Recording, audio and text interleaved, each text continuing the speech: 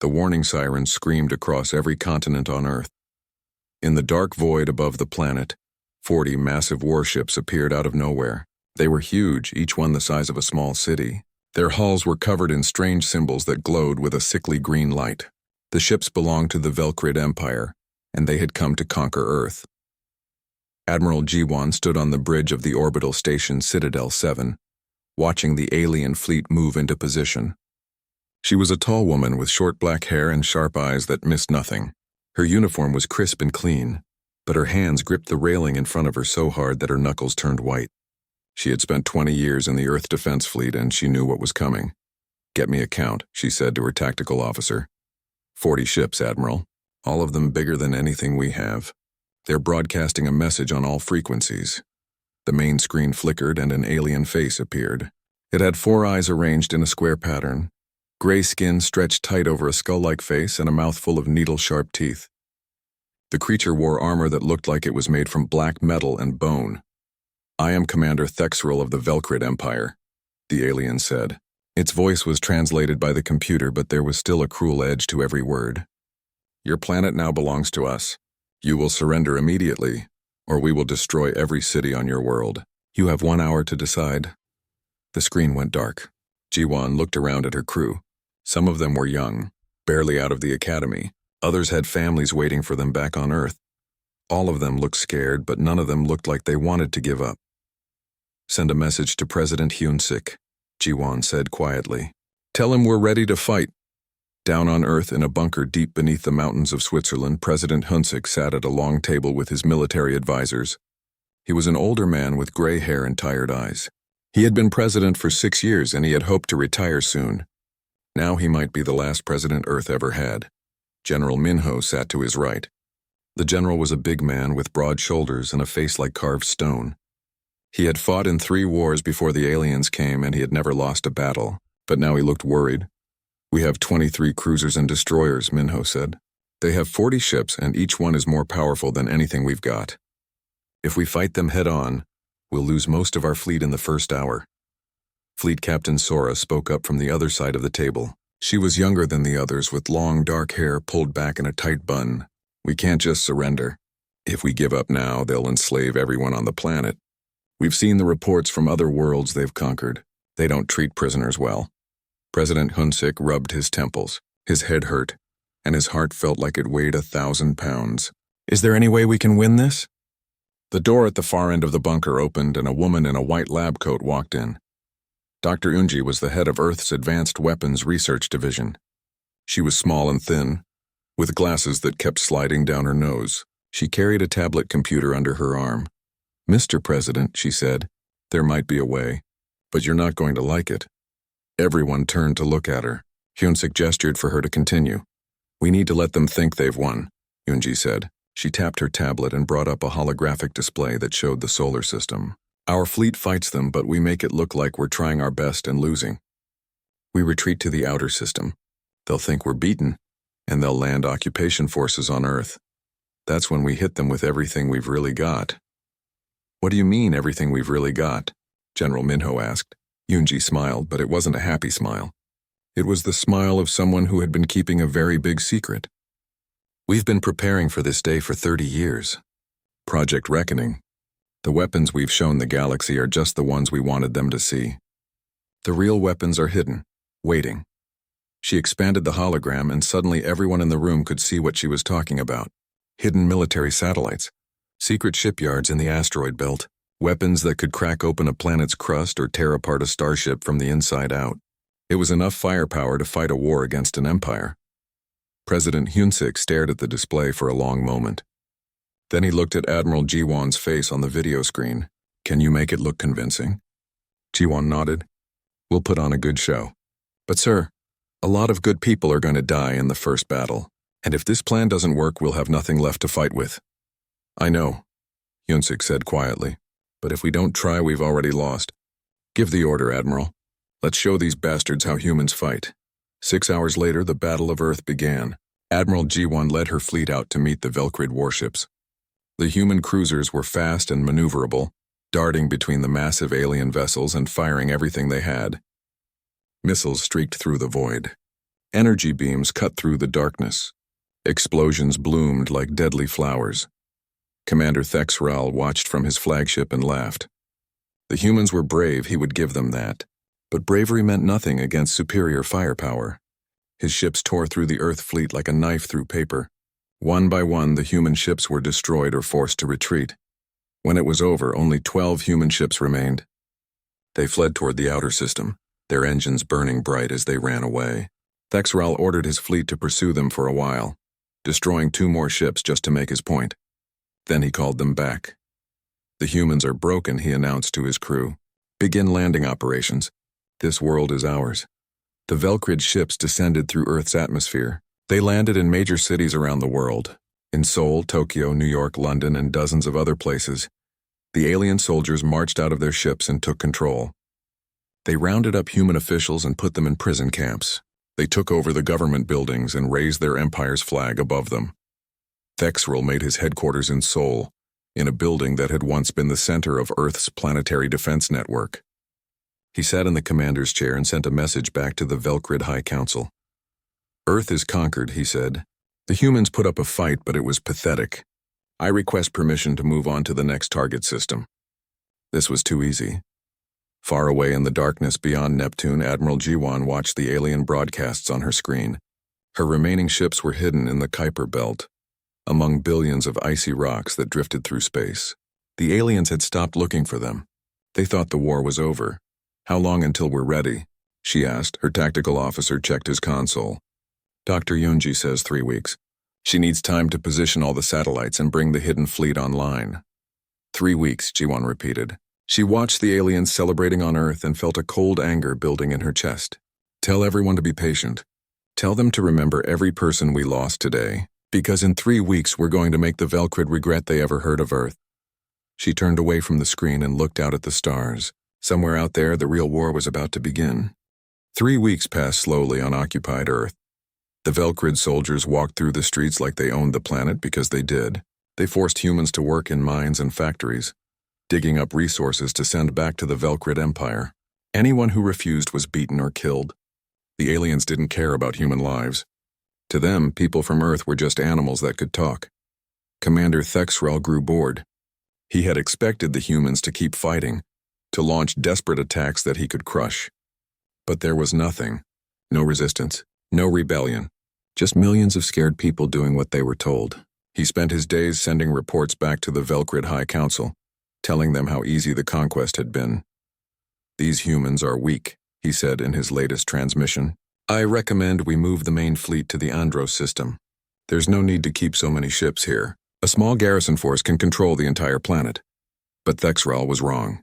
The humans were far from beaten. They were just waiting. In a tunnel system beneath the ruins of Tokyo, Captain Deho checked his equipment one more time. He was a special forces soldier, trained to fight in situations where normal armies couldn't operate.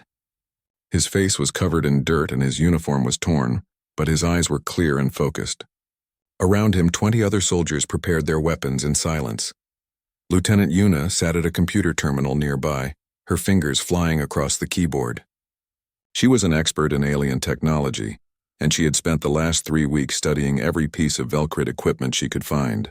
Now she was breaking into their communication network one line of code at a time. I'm in, she whispered. I can see their patrol routes, their shift changes, everything. They're not even encrypting their internal messages properly. They think we're too stupid to hack their systems. Deho allowed himself a small smile. Good. That means they won't see us coming. Sergeant Tajin, a big man with scarred hands and a talent for explosives, finished wiring up a pile of charges. I've got enough here to take down their entire supply depot. When this goes off, they'll feel it 3 blocks away. All across Earth, similar scenes were playing out. In bunkers beneath London, soldiers cleaned their rifles and loaded magazines. Under the streets of Mumbai, engineers assembled mobile missile launchers that could be fired and moved before the enemy could respond. In the tunnels beneath New York, hundreds of fighters waited for the signal to strike. The resistance had been organized from the very beginning. When the Velcrid landed, some soldiers had fought and died, but many more had simply hidden their weapons and pretended to surrender. They had gone into the tunnels, the sewers, the abandoned subway stations that ran beneath every major city. There they waited, building their strength. learning about the enemy. And now, after 3 weeks of silence, they were ready to fight back. Deep in space on a hidden asteroid base, Dr. Yunji stood in front of a massive holographic display. The display showed Earth and all the space around it. Tiny green dots marked the positions of the Velcrid warships. Red dots showed human weapons that the aliens didn't know existed. There were a lot of red dots. "Status report," Yunji said to her team. A young technician spoke up. "All railgun satellites are online and charged. We have 247 of them positioned around the planet. Each one can fire a tungsten rod at 0.15 the speed of light." Another technician continued. "Quantum disruption mines are in position throughout the solar system. When we activate them, any Velcrid ship trying to jump to faster than light speed will have their engines shut down. They'll be stranded." "And the Prometheus fleet?" Yunji asked. Admiral Jiwan's face appeared on a smaller screen. She was on the bridge of the Indomitable, the flagship of humanity's secret fleet. Behind her, through the windows, 15 massive warships hung in space like sleeping giants. These weren't the small cruisers that had fought and lost 3 weeks ago. These were dreadnoughts, built over 30 years in secret shipyards hidden in the asteroid belt. Each one was designed to fight ships much larger than itself. "The fleet is ready," Jiwan said. "We've been running simulations for 2 weeks. My crews know their jobs. When you give the word, we'll jump in and hit them hard." Yunji nodded. "General Minho, what's the status of the ground forces?" The general appeared on another screen. He was in a command bunker somewhere beneath the Pacific Ocean. "Every resistance cell is in position. We're ready to move on your signal. The Velcrid have patrols in every major city, but we've been tracking their movements. We know exactly where they'll be when we strike." President Hyunsik, watching from his own bunker, spoke for the first time. "Dr. Yunji, are you certain this will work?" "If we fail, we won't get another chance." Yunji pushed her glasses up on her nose. "Mr. President, we're going to hit them with everything at once. Space-based weapons, ground attacks, and our hidden fleet. They'll be overwhelmed. They came here expecting to fight primitives with simple weapons. They have no idea what we're really capable of." There was a long silence. Then Hyunsik nodded.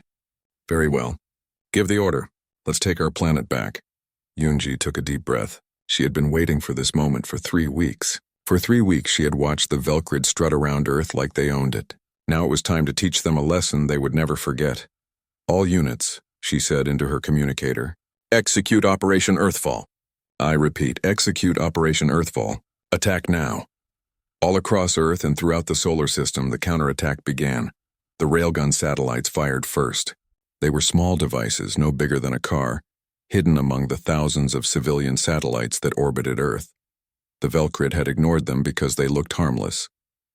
But each one contained a powerful magnetic accelerator and a solid tungsten rod. When they fired, the rods shot toward Earth at incredible speed. The Velcrid had no warning. One moment their bases were quiet and secure. The next moment, tungsten rods traveling at 15% of light speed slammed into them from above. The impact was like getting hit by a nuclear bomb, but without the radiation. Buildings exploded. Armor melted. Soldiers died before they even knew they were under attack. In Seoul, Thexrol's headquarters took a direct hit. The entire building collapsed in a cloud of dust and fire.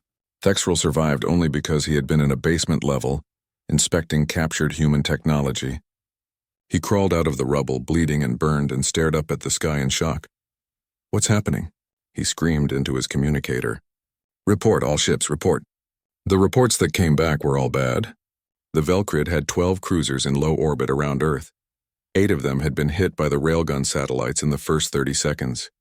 4 were destroyed completely. The other 4 were crippled, their shields down and their engines failing. The remaining 4 ships tried to pull back to higher orbit, but they were too slow. That's when the resistance attacked on the ground. Captain Daeho's team hit a Velcrid supply depot in Tokyo, using the explosives that Sergeant Tajin had prepared. The blast destroyed 3 months' worth of ammunition and supplies. Lieutenant Yuna used her access to the Velcrid network to send false orders to their patrols, directing them into ambushes.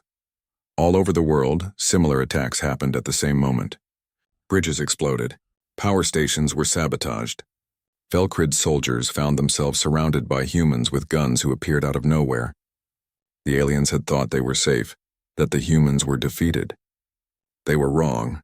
In space, the quantum disruption mines activated. These were special devices that Dr. Yunji had invented, placed throughout the solar system over the last 3 weeks. When they turned on, they created fields that made faster-than-light travel impossible. Any Velcrid ship that tried to jump away would find its engines simply wouldn't work. They were trapped. The Velcrid fleet tried to regroup. They had 21 ships that were still functional, and they moved to form a defensive position around Earth. Their commander sent an emergency message back to the Velcrid Empire, but with the FTL disruption, the message would take weeks to arrive. That's when Admiral Jiwan attacked. The Prometheus fleet jumped in from the edge of the solar system, appearing behind the Velcrid formation. The 15 human dreadnoughts were smaller than the Velcrid cruisers, but they hit harder. Their railguns fired tungsten slugs the size of buses. Their plasma lances could cut through armor like a hot knife through butter. Fleet Captain Sora, commanding the dreadnought Retribution, led the first attack run. Her ship dove past a Velcrid cruiser firing all weapons. The alien ship's shields flickered and died. Its hull split open, spilling air and bodies into space. The battle raged for hours. But this time the humans weren't retreating. This time they were winning. The battle in Earth's orbit was brutal and chaotic. Admiral Jiwan watched from the bridge of the Indomitable as her fleet tore into the Velcrid ships. The aliens were trying to organize a defense, but they were confused and scared. They had come to Earth expecting an easy victory. Now they were fighting for their lives. Target the cruiser on the left, Jiwan ordered. Full railgun barrage, then swing around and hit them with the plasma lances. Her weapons officer nodded and pressed the firing controls. The Indomitable shuddered as its main guns fired. 6 tungsten slugs, each one the size of a car, shot across space and slammed into the Velcrid cruiser. The alien ship's shields held for a moment, then collapsed. The slugs punched through the hull and the cruiser began to break apart. Fleet Captain Sora's voice came through the communicator. Admiral, we've destroyed 4 more enemy ships. They're trying to retreat to the far side of the moon, but we're faster than they are. Stay on them, G1 replied. Don't give them a chance to regroup.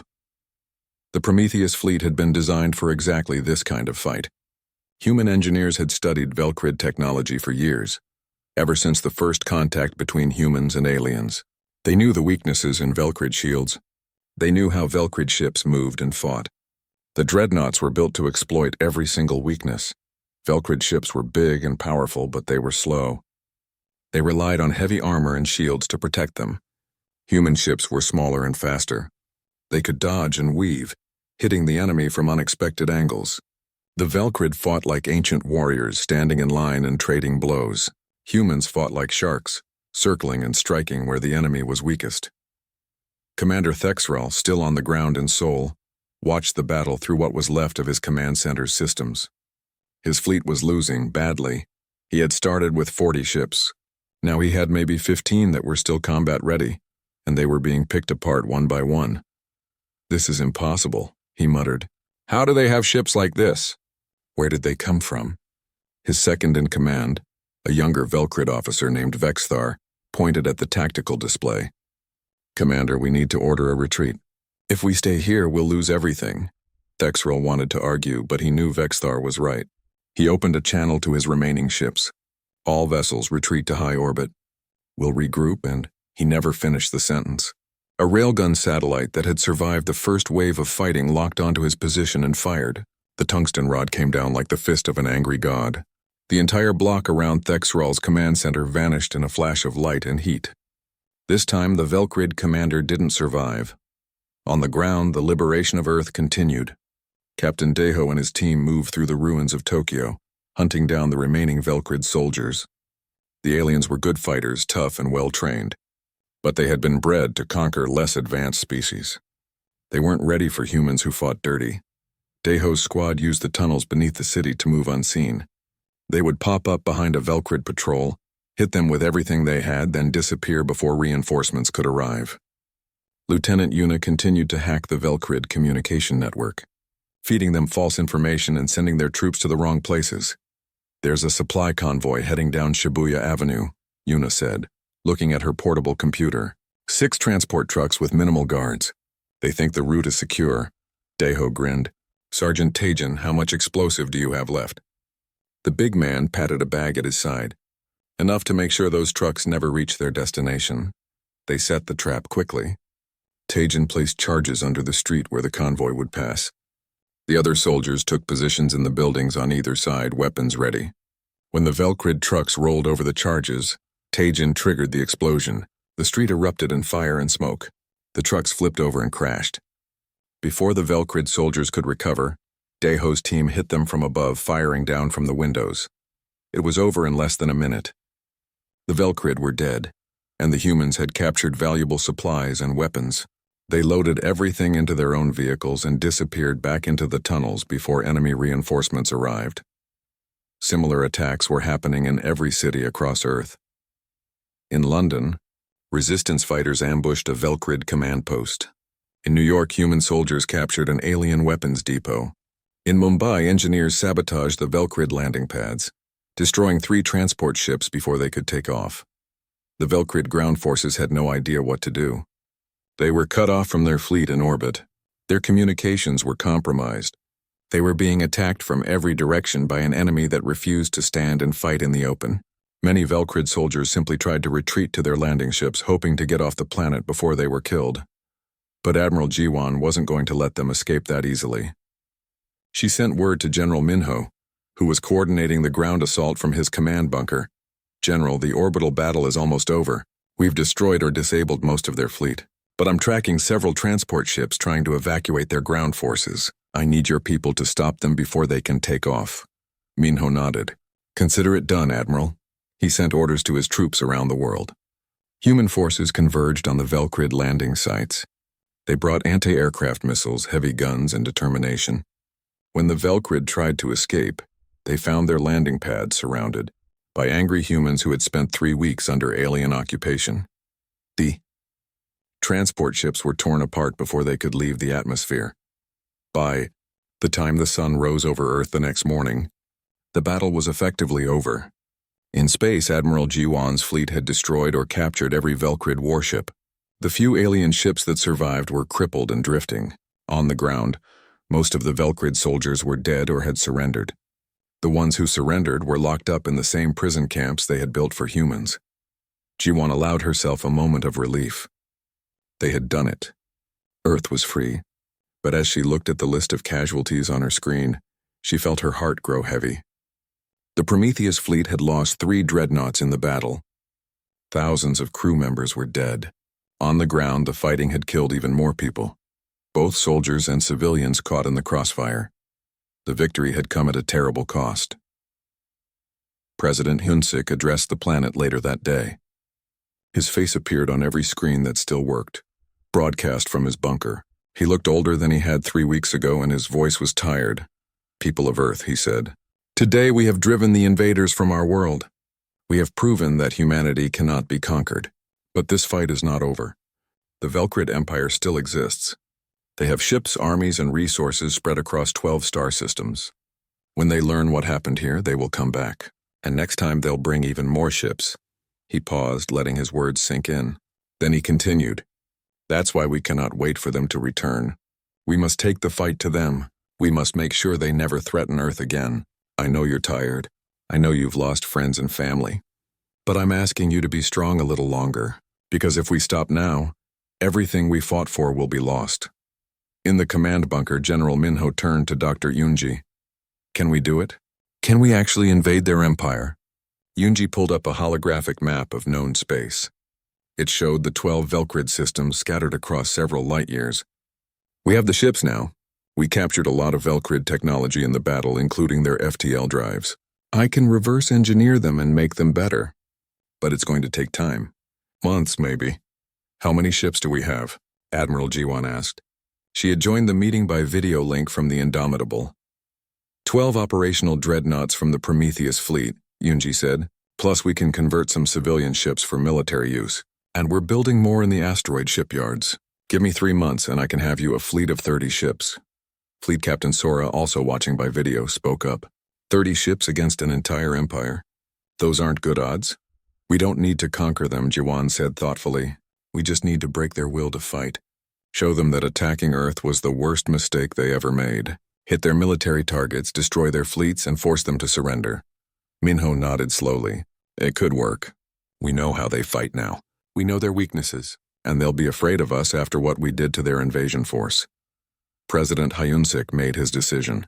Do it, prepare the fleet. We're taking the war to the Velcrid Empire. Dr. Unji smiled. It wasn't a nice smile. It was the smile of someone who was about to make their enemies very sorry they had ever heard of Earth. Then I'd better get to work, because when we hit them, I want to hit them hard. In the ruins of Seoul, Captain Daeho stood with Lieutenant Yuna and Sergeant Taejin looking up at the sky. The orbital battle was over, but the war was just beginning. 3 months passed quickly on Earth. Every shipyard, factory, and laboratory worked day and night. Dr. Yunji and her team took apart the captured Velcrid ships, learning their secrets. Human engineers improved on everything they found. The Velcrid FTL drives were powerful but inefficient. Human scientists made them faster and more reliable. The Velcrid weapons were strong but predictable. Human designers added new features that would surprise any enemy. Admiral Ji-won spent those months training her crews. The Prometheus fleet had grown. They now had 27 capital ships ready for combat. Some were the original dreadnoughts that had fought at Earth. Others were newly built, coming out of the hidden shipyards in the asteroid belt. Every ship was crewed by people who had lost someone during the occupation. They were ready to make the Velcrid pay. Captain Daeho was given command of the ground assault forces. He now led 5,000 soldiers, all of them trained in special operations.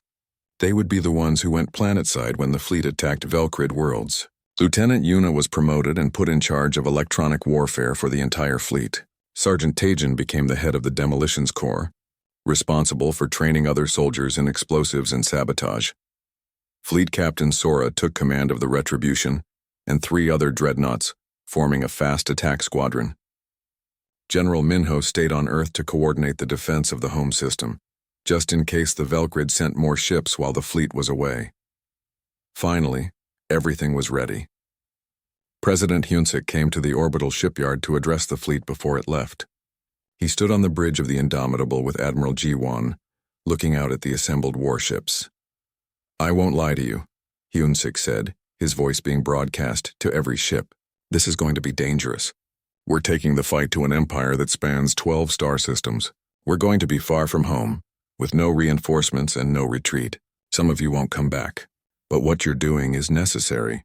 We can't wait for the Velcrid to attack us again. We have to end this threat once and for all. He paused, looking at the determined faces around him. You're not fighting for conquest. You're fighting for survival, for freedom, for every person on Earth who lived under occupation for 3 weeks. Make them remember what happens when you attack humanity. Show them that we don't forgive and we don't forget. Good luck and come home safe. The fleet jumped to hyperspace. Admiral Ji-won had chosen their first target carefully. The Calvex system was a major Velcrid military base, far from their capital but important to their fleet operations. Intelligence gathered from captured computers showed that 30 Velcrid warships were stationed there, along with shipyards and weapons factories. It took 3 weeks to reach Calvex. The human fleet dropped out of hyperspace at the edge of the system, and immediately their sensors picked up the Velcrid defense fleet. The aliens had been alerted to the fall of Earth and they were on high alert. But they weren't expecting the humans to come to them. 32 ships, Jawan's tactical officer reported. They're moving to intercept. They'll reach us in 2 hours. Ji-won studied the tactical display. The Velcrid were doing exactly what she expected. They were forming up in a defensive wall, planning to meet the human fleet head-on. It was the same tactic they always used. Predictable, rigid, easy to counter. Captain Sora, Ji-won said into her communicator, take your squadron and circle around to their flank. Wait for my signal, then hit them from the side. The rest of the fleet will engage them from the front. Understood, Admiral, Sora replied. The 2 fleets met in the dark space between planets. The Velcrid opened fire first, launching missiles and energy beams at the approaching human ships. But the human vessels scattered, breaking formation and moving in unpredictable patterns. The Velcrid weapons hit empty space where the ships had been moments before. Then the human fleet returned fire. Railguns spat tungsten slugs at incredible speeds. Plasma lances carved through shields and armor. The Velcrid shields were strong, but the humans had learned exactly how to overwhelm them. Focus fire on one ship at a time. Hit it with everything until the shields collapsed, then move to the next target. The first Velcrid cruiser exploded 20 minutes into the battle, then a second, then a third. The aliens tried to adapt, but they were too slow. Their ships were powerful, but not agile. They couldn't match the human vessels for speed and maneuverability. That's when Sora's squadron struck from the side. 4 human dreadnoughts appeared behind the Velcrid formation and opened fire at point-blank range. 3 alien ships were destroyed before they even knew they were being attacked. The rest of the Velcrid fleet tried to turn to face this new threat, but that exposed their rear to Jiwan's main force. The battle lasted 4 hours. When it was over, all 32 Velcrid ships were destroyed or disabled. The human fleet had taken damage, but no ships were lost. Jiwan sent repair crews to patch up the wounded vessels while she prepared for the next phase. Captain Deho's ground forces launched in assault shuttles toward Calvex III, the main planet in the system. The Velcrid had military bases on the surface, along with weapons factories and training facilities. Deho's orders were simple: destroy everything of military value and capture any intelligence that could help the war effort. The assault was swift and brutal. Human soldiers hit the Velcrid bases like a hammer. They used everything they had learned fighting in Earth's tunnels and streets. The Velcrid soldiers on Calvex were tough and well-trained, but they had never faced an enemy like this. Humans didn't fight fair. They used ambushes, traps, and psychological warfare. Lieutenant Yuna hacked into the Velcrid computer networks and fed false information to their defenders. She made them think human forces were attacking from the north when they were really coming from the south. She shut down their anti-aircraft defenses at critical moments, allowing human aircraft to strike with impunity. Sergeant Taejian and his demolition teams planted explosives in the weapons factories and shipyards. When they detonated, the explosions could be seen from orbit. Millions of tons of war material went up in flames. Within 2 days, the human forces had achieved their objectives. They captured several high-ranking Velcrid officers and downloaded massive amounts of data from their computers. Then they retreated back to their ships and prepared to move to the next target. Far away in the Velcrid home system, Overlord Kreshitar sat in his throne room and listened to the reports with growing horror. The humans had attacked Calvex and won decisively. They had destroyed 32 ships and crippled the entire military base. And now, according to his scouts, the human fleet was heading toward the Threxus system. How is this possible? Kreshitar demanded. These humans were supposed to be primitive. Where did they get ships that can defeat our fleet? His military advisor, War Master Dexnol, stood before the throne with his head bowed. Overlord, it appears we severely underestimated them. They hid their true capabilities until we committed our forces. It was a trap, one we walked into blindly. Then we will crush them with superior numbers, Kreshitar declared. Send word to all our systems. I want every available ship to gather at Threxus. We'll meet the humans there with overwhelming force. They cannot defeat the full might of the Velcrid Empire. Dexnol hesitated. Overlord, perhaps we should consider negotiation. The humans have proven they can— No, Kreshitar's voice echoed through the throne room. The Velcrid Empire does not negotiate with lesser species. We will destroy these humans and show the galaxy what happens to those who defy us. Now go, gather our forces. I want the human fleet annihilated. Dexnol bowed and left the throne room. But as he walked through the corridors of the palace, he felt a cold fear in his chest. He had studied the reports from Calvex carefully. He had seen how the humans fought. They were clever, adaptable, and ruthless. And they were angry. The War Master had a terrible feeling that the Velcrid Empire had made a mistake they would not survive. Back in human space, Admiral Jiwan received intelligence about the Velcrid gathering at Threxus. Dr. Yunji, working from her laboratory ship, analyzed the data. They're massing everything they have, Yunji said. I'm reading at least 70 ships, maybe more, plus planetary defense platforms and shield generators. Threxus is one of their most fortified systems. Jiwan studied the tactical display. They think they can intimidate us with numbers. They still don't understand how we fight. Fleet Captain Sora joined the conversation. Admiral, we're outnumbered 3-1. Even with our advantages, this is going to be a hard fight. I know, Jiwan replied, but we can't back down now. If we retreat, they'll think we're weak. We need to hit them hard and show them that numbers don't matter when your tactics are outdated. She turned to Lieutenant Yuna. Can you get me access to their defensive network? Yuna smiled. I've been working on that since Calvex. I think I can blind their sensors for a few minutes when we arrive. Long enough for us to get into position. Then here's what we're going to do, Jiwan said, pulling up a holographic map of the Threxus system. We're going to make them think we're more afraid than we really are. The human fleet arrived at the edge of the Threxus system and immediately saw what they were up against. 73 Velcrid warships hung in space around the main planet, arranged in defensive formations. Orbital weapons platforms covered every approach. Shield generators protected the planet's surface. It was the most heavily defended system the humans had ever seen. Admiral G1 stood on the bridge of the Indomitable and felt her heart race. This was the moment that would decide everything. Win here and the Velcrid would know fear. Lose and Earth would face the full fury of an angry empire. Lieutenant Yuna, are you ready? G1 asked. Yuna's fingers flew across her console. Deploying the quantum disruption mines around their star now. When they activate, it'll destabilize their sensor grid and defense network. We'll have maybe 5 minutes before they fix it. 5 minutes, G1 repeated. That'll have to be enough. All ships prepare for combat. Remember the plan. Hit them fast, hit them hard, and don't give them time to think. The Velcrid fleet detected the human ships and immediately moved to engage. Their commander, a veteran officer named Krexval, watched the tactical display with confidence. He had 73 ships against the humans' 27. The numbers were overwhelmingly in his favor. All vessels advance in formation, Krexval ordered. We'll crush them with superior firepower. But as his fleet moved forward, strange things started happening. Sensors began showing false readings. Communications between ships became garbled. The orbital defense platforms lost their targeting locks. Krexval stared at his screens in confusion. What's happening? Get me a status report. Before anyone could answer, the human fleet attacked. But they didn't come from the direction the Velcrid expected.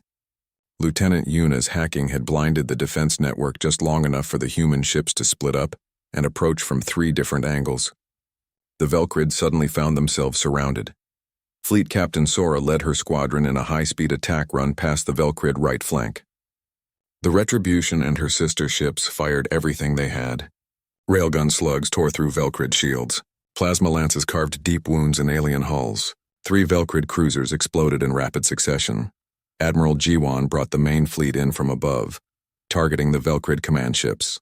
The Indomitable's heavy guns spoke with thunder and fury. A Velcrid dreadnought, one of their most powerful warships, took a direct hit to its bridge. The ship went dark and began to drift. Krexval realized with horror that he had been outmaneuvered. The humans weren't fighting like they were outnumbered. They were fighting like they had already won. His ships tried to regroup, but every time they formed a defensive line, the humans would hit them from a different angle. It was chaos. All ships focus fire on the human flagship.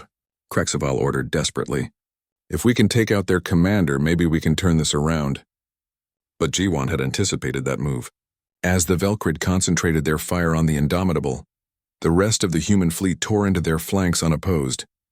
G1's ship took heavy damage, but its shields held long enough for repair crews to patch the worst of it. The battle raged for 9 hours.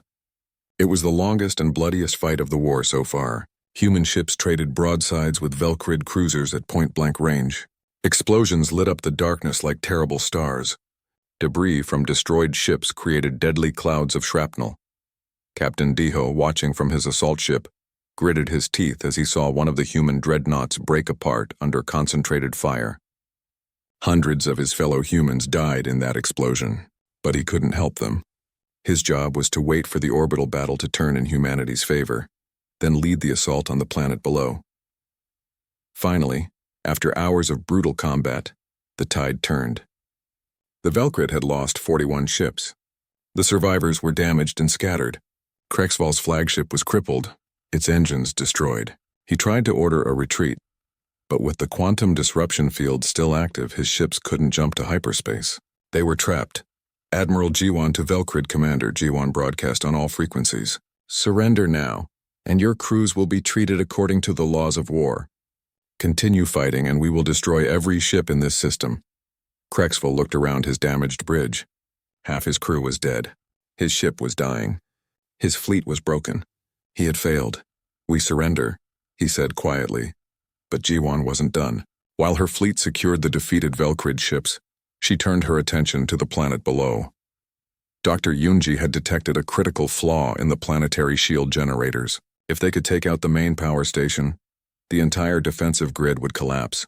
Captain Diho, G1 said, the shields are about to come down. You'll have a narrow window to land your forces. Make it count, Deho grinned. Understood, Admiral. All assault teams prepare for drop. 3 of the surviving human dreadnoughts targeted the shield generator's power station with precision strikes. The massive structure exploded, and the planetary shields flickered and died. Immediately, hundreds of assault shuttles launched from the human fleet and dove toward the surface. Deho's shuttle took fire from anti-aircraft guns as it descended, but Lieutenant Yuna hacked the targeting systems from orbit, making the guns shoot at empty air. The shuttles landed near the major military installations and human soldiers poured out, ready for battle. The fighting on Threxus was intense, but short. The Velcrid defenders were demoralized after watching their fleet get destroyed. Many surrendered without a fight. Those who did resist found themselves up against soldiers who had learned to fight in the tunnels beneath Earth's cities. Sergeant Tajin's demolition teams moved through the military bases like ghosts, planting explosives and disappearing before the enemy could respond. Within 2 days, Threxus was under human control. But the victory had come at a cost. The human fleet had lost 3 dreadnoughts and over 2,000 crew members. On the ground, hundreds more soldiers had died in the assault. Admiral Jiwan stood in the ruins of the Velcrid Command Center on Threxus and felt a wave of exhaustion wash over her.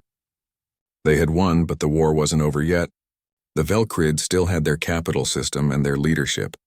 And according to the intelligence they had captured, Overlord Kreshtar was gathering every remaining ship for a final battle. Back on Earth, President Hunsik received the reports from Threxes and made a decision. He recorded a message that would be broadcast throughout Velcrid space. People of the Velcrid Empire, Hunsik said, his face appearing on every screen the Velcrid used. Your leaders attacked my world without provocation. They enslaved our people. They killed our civilians. Now we have come to your space and we have shown you that humanity is not weak. We are not prey. We are not victims, he paused, letting his words sink in. We offer you one chance to end this war. Surrender unconditionally. Stand trial for your crimes. Dismantle your war machine. If you do this, the killing can stop. If you refuse, we will come to your capital system, and we will finish what you started. You have 72 hours to decide.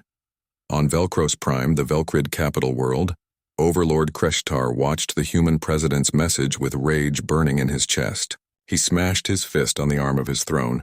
Never. The Velcrid Empire does not surrender to lesser beings. Gather every ship we have left. We will make our stand at Velcros Prime. If the humans want to face the full might of our empire, then let them come. We will drown them in fire. But War Master Dexnall, standing beside the throne, saw things differently. He had read all the reports. He had seen what the humans could do. And he knew that if this war continued, the Velcrid Empire would be destroyed.